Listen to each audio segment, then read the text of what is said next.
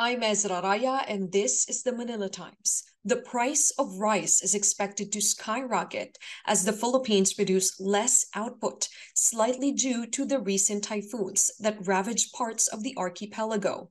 With the NFA's buffer stock almost depleted, industry experts warn that rice prices could go up to 60 to 65 pesos per kilo, surpassing the rates of the 1998 rice crisis. The government aims to lower the price of the carbohydrate staple with importation deals with Vietnam and India. Based on the Agriculture Department's latest price watch, regular milled rice could go from 38 to 49 pesos per kilo, while local well-milled rice can go for 42 to 52 pesos per kilo. Let's hear more from Amihan's Secretary General and Bantay Bigas spokesperson, Kathy Estavillo. Welcome to the Manila Times, ma'am. Yes, ma'am. Sa tingin niyo po, ma'am, patuloy po ba ang pagtaas ng presyo ng bigas? Talagang nag-skyrocket yung presyo ng bigas to the point na yung dating 38 pesos na wala yan, ngayon ay 10 pesos na daw yung ano nito, yung increase nito, kung saan ito na yung pinaka mababang presyo na 48 pesos. So yung ilang na interview natin ay kapag ubos na yung stock na yun ay tiyak itataas na nila. At kung pupunta tayo sa mga palengke ay talagang halos 50 pesos na yung pinakamura sa halos mga retailers diyan sa malaking palengke na minomonitor natin.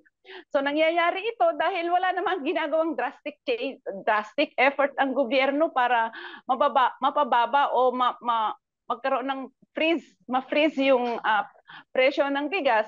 Kung kaya sa mga inilalabas pa nila ay mag-i-import sila para daw mapababa yung presyo nito, ibig sabihin ay mananatiling mataas dahil kailanman yung pag-i-import na yan, inaasahan nila na padating na imported ay hindi niya mapababa ang presyo nito dahil sino bang may hawak dun sa importation.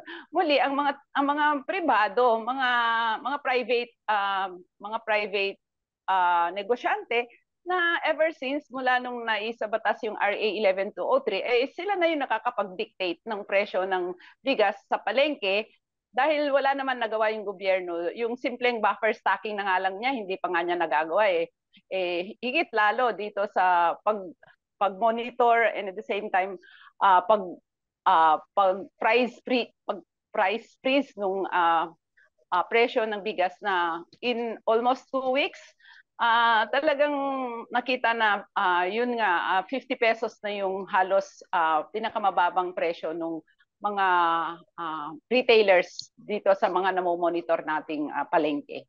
Ma'am, sabi po ni Federation of Free Farmers and former Agriculture Secretary Leonardo Montemayor, yung presyo daw ho ng bigas ay maaaring pumalo ng 60 to 65 pesos per kilo. Naniniwala po ba kayo dito? Yung mga nangyayaring ganyan ay price manipulation at saka mga ano na yan, price yung pagtingin na nila o nagbe-base na sila doon sa price of palay na sa realidad hindi naman talaga ang mga magsasaka ang nakakapagbenta diyan sa 34 pesos na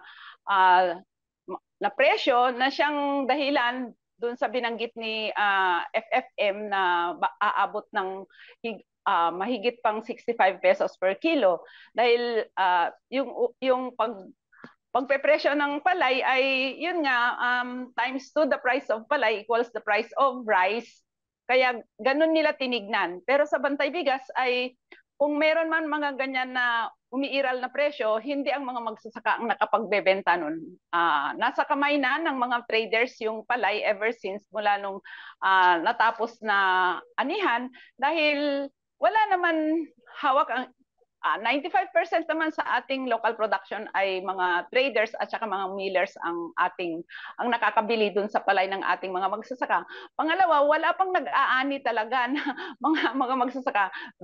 talagang ilan-ilan pa lang ang nakakapag-ani ngayon ng mga magsasaka at batay sa aming nakuhang mga datos, no, ilang probinsya na ang nakuhanan namin ng datos like Mindoro, Iloilo, Ilocos, Cagayan, Isabela ay almost 21 to 21.50 ang pinakamataas na presyo ng palay, no? At sabi ng mga magsasaka na interview natin ay yung 21 pesos na yan ay may mataas ng konti dahil kokonti o ilan pa lang ang nakapagbebenta. Pero kapag peak season na usually, ang pag-harvest season talaga ay talagang babagsak at babagsak sa karanasan ay talagang doon babagsak ang presyo nito, lalong-lalo na kapag panahon ng anihan at umulan, talagang doon talaga binabarat ng mga traders yung kanilang produkto. Kaya itong 35 pesos na ito ay statement ng trader kung saan sila din naman ang may hawak doon sa palay sa panahon ngayon. So sinasabi niyo po, ma'am, no, ang presyo ng bigas, ang may hawak niyan ay traders at hindi ang mga magsasaka. Ma'am, so base po sa sinabi niyo, dapat po ba mag-import ang gobyerno para mapababa ang presyo ng bigas? Yun ang maling patakaran ng gobyerno na kapag tumaas ang presyo nito sa lokal na sa palengke natin ay pag-i-import kaagad yung solusyon ng gobyerno na sa matagal na nating karanasan since nung pumasok tayo sa WTO, Agreement on Agriculture, no?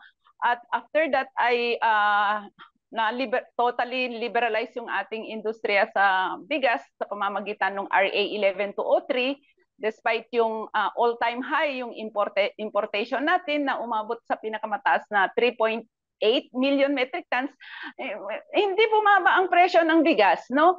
At nitong nagdaan araw, yung pagtaas ng presyo ng bigas ay epekto yan nung price manipulation at price speculation nung may statement ang India na hindi na sila mag-export ng non-basmati rice. At ang laki, no? Ang laki ng supply ng India sa world market.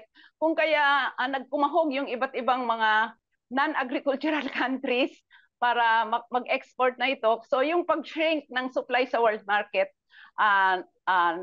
nagresulta yan ng pagtaas kung saan talagang apektado yung presyo ng bigas dito sa ating bansa dulot nung nakatali na yung presyo ng bigas natin sa world market. Parang langis na rin siya na kapag gumalaw ang presyo ng langis sa world market, automatic na tumaas. At yun ang nakakatakot, no, Miss Ezra, na kapag weekly magtataas yung presyo ng bigas sa world market, gagalaw dahil dun sa pag-shrink ng supply ay talagang tataas yung presyo ng bigas. At sabi ko nga, walang ibang gagawin ang gobyerno dapat kung hindi palakasin yung ating lokal na produksyon. Dapat wake up call sa gobyerno yung nangyayari ngayon.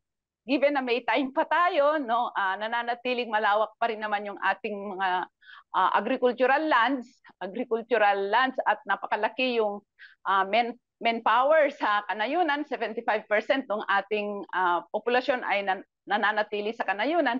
So kapag na-maximize yan through yung programs ng gobyerno dapat sa pamamagitan ng pagpapalakas ng lokal na produksyon natin, subsidies, support services, post-harvest facilities, at higit sa lahat ay lupa para sa mga magsasaka, ay talaga naman lampas-lampas pa sa kakayanan sa pangangailangan ng ating bansa ang lilikhain ng ating mga magsasaka.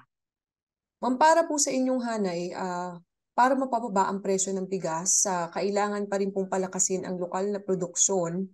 At ang pagtaas ng presyo ng bigas ay nasa kamay ho ng mga traders at hindi ng mga magsasaka. Nagkakaroon na nga ng krisis sa world market sa usapin sa bigas, ay nananatiling importasyon pa rin yung kanyang solusyon na hindi rin naman magre-resulta ito. Hindi ito magre-resulta ng pagbaba ng presyo ng bigas sa merkado dahil mataas ang presyo ng bigas sa world market and at the same time, hawak ito ng mga pribado.